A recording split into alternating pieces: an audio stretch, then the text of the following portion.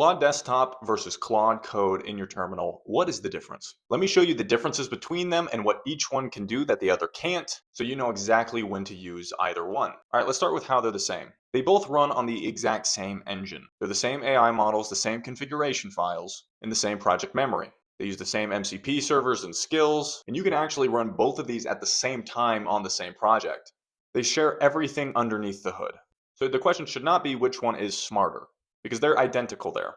The question is which interface gives you the features that you need, right? So the desktop version pulls ahead in some ways that people don't realize. It obviously has the three different modes. This makes it really easy to jump back and forth to the chat feature, the co-work feature, and the code feature to utilize all three of its capabilities. Chat's obviously your standard convention of brainstorming ideas and just chatting with the model. Co-work here might be helpful because it can run some background agents, and then Claude Code is going to be your fully autonomous coding agent. Most of the difference are going to be visual, where you can click on lines, leave comments. You get a live app preview with an embedded browser within the desktop version. You can actually schedule tasks a bit more robustly than you can with Claude Code, and you can get remote cloud sessions that keep running even if you close your laptop, which is unavailable in the terminal. But the CLI version, or Claude Code in the terminal, has some things that desktop cannot do. The main thing here is it can access things that Claude Desktop cannot. If you need any third-party AI providers like AWS Bedrock, Google Vertex, or Azure, you're only going to get that in the CLI version. The CLI version also allows you to run multiple agent teams on different parts of the project at once. And if you are on a Linux, the desktop version is not available to you at all. So overall, what are the key differences between these two? Desktop you can think of as a visual command center.